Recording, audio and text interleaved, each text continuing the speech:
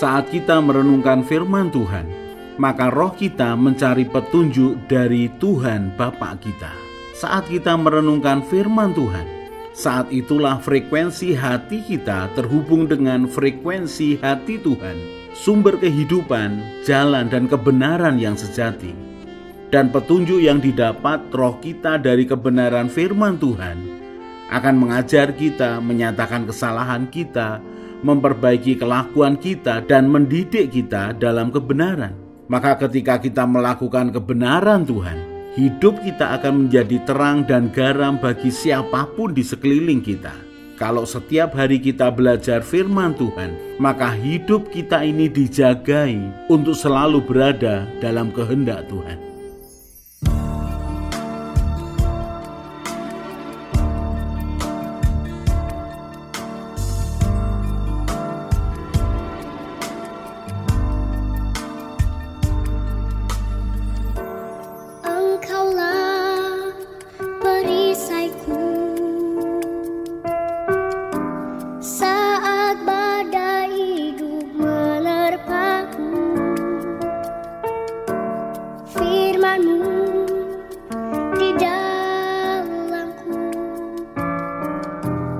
Pulihkan jiwaku, ku kan berdiri di tengah badai dengan kekuatan yang Kau berikan.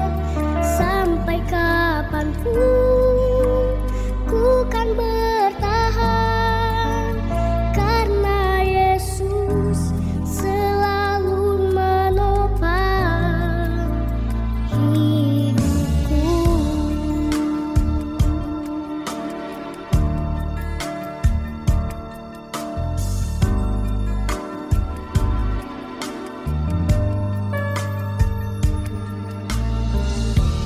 Engkaulah perisaiku saat badai hidup menerpaku.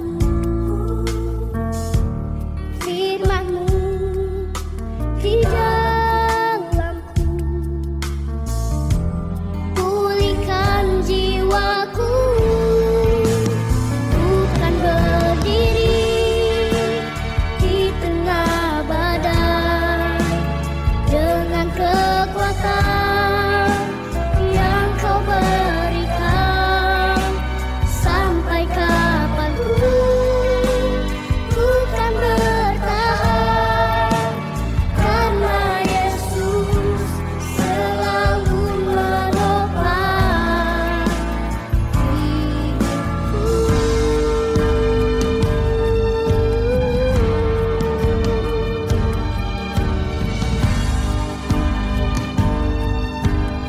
Ku kan berdiri di tengah badai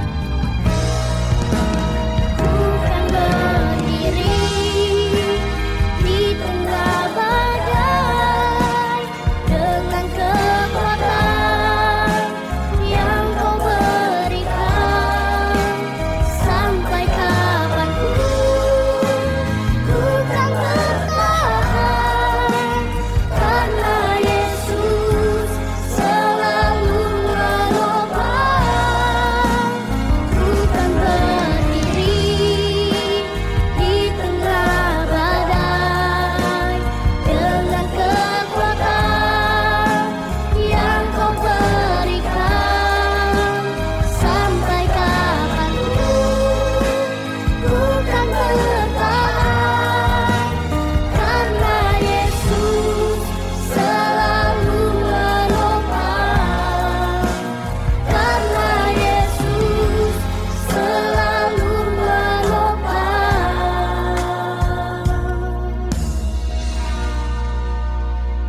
hidupku.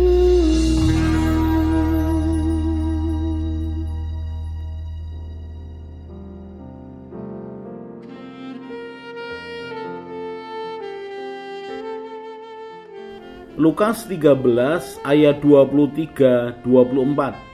Dan ada seorang yang berkata kepadanya, Tuhan, Sedikit sajakah orang yang diselamatkan? Jawab Yesus kepada orang-orang di situ, "Berjuanglah untuk masuk melalui pintu yang sesak itu, sebab aku berkata kepadamu, banyak orang akan berusaha untuk masuk, tetapi tidak akan dapat."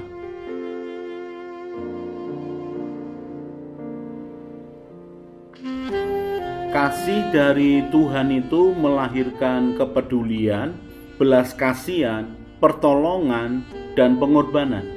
Kasih dari Tuhan bukan hanya menyentuh emosi Tuhan, tetapi menyentuh akan tangan Tuhan.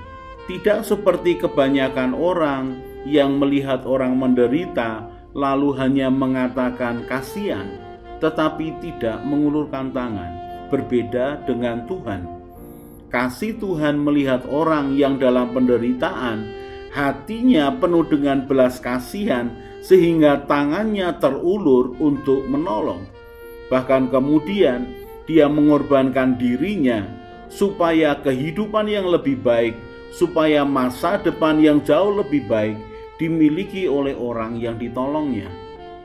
Kali ini kita akan belajar tentang hati Tuhan yang penuh dengan belas kasihan. Matius pasal yang ke-9 ayat 35 mulai. Demikianlah Yesus berkeliling ke semua kota dan desa. Ia mengajar dalam rumah-rumah ibadat dan memberitakan Injil kerajaan surga serta melenyapkan segala penyakit dan kelemahan. Melihat orang banyak itu, tergeraklah hati Yesus oleh belas kasihan kepada mereka, karena mereka lelah dan terlantar seperti domba yang tidak bergembala. Ketika Tuhan Yesus melihat orang-orang yang datang kepadanya dengan sakit penyakit, dengan beban berat, dengan penderitaan, Tuhan menjamah mereka, Tuhan melayani mereka, Tuhan memberikan apa yang menjadi kebutuhan mereka. Dan ketika berduyun-duyun, puluhan, ratusan orang datang kepadanya setiap hari, maka sungguh itu menyentuh hatinya. Dan ketika Tuhan melihat orang-orang yang seperti ini, Tuhan melihat mereka seperti domba yang tidak bergembala. Gambaran domba adalah hewan yang tepat, karena domba itu lemah dan bodoh. Domba bukanlah seperti binatang lain yang cerdik, yang mudah mencari makan, lalu memiliki akan perlindungan dari bahaya. Domba tidak memiliki akan hal itu. Domba akan tergantung kepada gembalanya untuk makan dan minum. Domba akan makan apa yang ada di sekelilingnya. Domba bukanlah binatang pemburu. Domba mengikuti kawanannya dan mengikuti akan gembalanya. Dan Tuhan melihat mereka seperti domba yang lelah dan terlantar. Terlantar artinya tidak ada gembala yang mengurusi akan domba-domba ini. Orang-orang ini datang kepada Tuhan Yesus karena mereka membutuhkan satu pribadi yang peduli dengan mereka, seperti domba yang membutuhkan akan gembala. Kasih Tuhan melahirkan kepedulian, belas kasihan, pertolongan, bahkan pengorbanan. Dan itu yang dilakukan oleh Tuhan Yesus atas orang-orang yang membutuhkan Dia, orang-orang yang membutuhkan pertolongannya. Dan ada peristiwa dalam Perjanjian Lama ketika Musa melanggar kekudusan Tuhan dan tidak diizinkan masuk ke tanah Kanaan.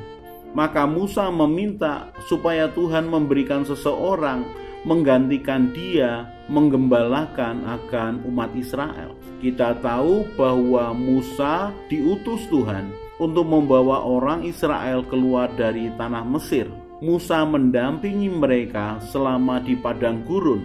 Tetapi ketika Musa melanggar kekudusan Tuhan dengan tidak melakukan tepat seperti yang diperintahkan Tuhan, Tuhan memerintahkan kepada Musa untuk memperkatakan kepada gunung itu supaya mengeluarkan air. Tetapi Musa dengan marah dia memukul akan gunung batu itu dan tetap mengeluarkan air. Di mata Tuhan, perbuatan Musa itu melanggar kekudusan Tuhan. Dan kemudian Musa tidak diizinkan masuk tanah Kanaan. Bilangan pasal yang ke-27 ayat yang ke-12 mulai. Tuhan berfirman kepada Musa, naiklah ke gunung Abarim ini, dan pandanglah negeri yang kuberikan kepada orang Israel. Sesudah engkau memandangnya, maka engkau pun juga akan dikumpulkan kepada kaum leluhurmu, sama seperti Harun abangmu dahulu. 14. Karena pada waktu pembantahan umat itu di padang gurun Sin, kamu berdua telah memberontak terhadap titahku untuk menyatakan kekudusanku di depan mata mereka dengan air itu. Itulah mata air Meriba dekat Kades di padang gurun Sin. 15. Lalu berkatalah Musa kepada Tuhan, biarlah Tuhan Allah dari roh segala makhluk mengangkat atas umat ini seorang yang mengepalai mereka waktu keluar dan masuk, dan membawa mereka keluar dan masuk, supaya umat Tuhan jangan hendaknya seperti domba-domba yang tidak mempunyai gembala. 18. Lalu Tuhan berfirman kepada Musa, ambillah Yosua bin Nun, seorang yang penuh roh, letakkanlah tanganmu atasnya. Suruhlah ia berdiri di depan Imam Eleazar dan di depan segenap umat. Lalu berikanlah kepadanya perintahmu di depan mata mereka itu. Dan berilah dia sebagian dari kewibawaanmu, supaya segenap umat Israel mendengarkan dia. Ketika Musa tidak boleh menggembalakan lagi akan umat Israel, maka Tuhan menunjuk Yosua menggembalakan akan umat Israel memasuki tanah Kanaan. Tuhan melihat bahwa umatnya perlu digembalakan. Tuhan melihat bahwa kalau umatnya tidak digembalakan, maka mereka bisa tercerai-berai. Tidak ada yang mempedulikan, tidak ada yang memperhatikan, tidak ada yang memberikan mereka makan atau membawa mereka ke mata air yang dibutuhkan. Tuhan tahu umatnya membutuhkan gembala untuk menggembalakan mereka. Dan ketika umat Israel memasuki akan zaman raja-raja, maka Tuhan juga menetapkan gembala untuk umatnya. Mazmur 78 ayat 70 mulai.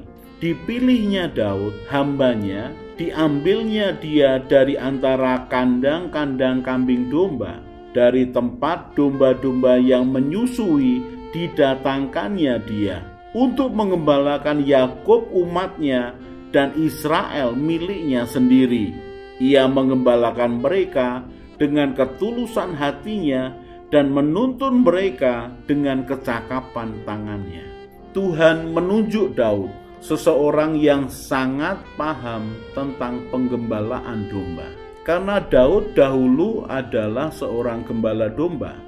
Dan ketika Daud disuruhnya untuk mengembalakan umatnya, Daud mengembalakan umat Israel dengan ketulusan hatinya dan menuntun mereka dengan kecakapan tangannya. Seorang gembala harus memiliki ketulusan hati, tidak memiliki kepentingan diri sendiri. Dia hidup untuk domba-dombanya. Seorang gembala juga harus melatih kecakapan tangannya, supaya ketika dia menuntun umatnya sebagai domba-dombanya, dia memiliki keterampilan yang memberikan makan tepat pada waktunya, menggiring mereka ke tempat di mana banyak rumput dan ada air untuk minum mereka. Bahkan sang gembala ini juga harus melatih keterampilan tangannya atas gangguan kepada domba-dombanya. Kita tahu dari kitab 1 Samuel bagaimana Daud mengatakan kepada Saul bahwa dia biasa mengembalakan kambing domba ayahnya, kemudian dia mengusir akan singa dan beruang yang mengganggu akan domba miliknya. Seorang gembala domba bukan hanya memiliki ketulusan, melatih kecakapan tangannya, memberi makan pada waktunya, membawa ke tempat yang tepat untuk makan dan minum, dan juga melindungi akan domba-dombanya dari ancaman dari sesuatu yang membahayakan. Kita kembali ke Matius pasal yang ke-9. Jadi ketika Tuhan Yesus melihat orang banyak, hatinya tergerak oleh belas kasihan.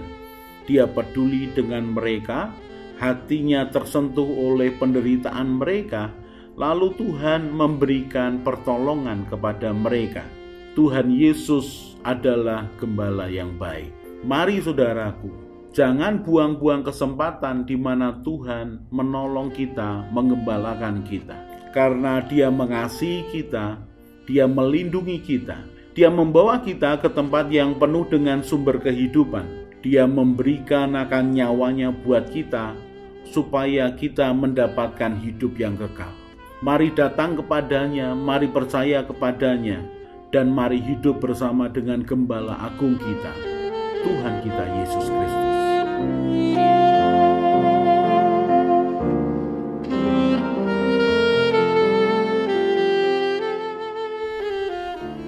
Sementara kita merenungkan firman Tuhan, kemudian hati dan pikiran kita penuh dengan beban masalah dan keinginan, maka masalah dan keinginan itu akan lebih kuat berbicara kepada kita, bukan kebenaran Tuhan yang berbicara kepada kita. Berbeda kalau hati kita tenang menginginkan Tuhan, pikiran kita penuh dengan kebenaran Tuhan, dan keinginan tidak mengendalikan kita, maka keadaan ini akan membuat kita mudah mendengar suara Tuhan dan mengerti kehendak Tuhan. Kalau kita merenungkan firman Tuhan setiap hari, maka Tuhanlah yang menjadi petunjuk jalan kehidupan kita. Mari kita berdoa. Tuhan Yesus, terima kasih untuk kebenaran firman-Mu. Tuhan Yesus, Engkaulah gembalaku yang baik. Buatlah hatiku selalu melekat kepadamu. Firman-Mu itu pelita bagi kakiku dan terang bagi jalanku. Bawalah aku menjalani hidup sesuai dengan rencana-Mu ya Tuhan. Amin. Saya Yosea Kristiono, Gembala Jemaat GKI Injil Keselamatan Semarang. Tetap percaya, tetap semangat. God bless.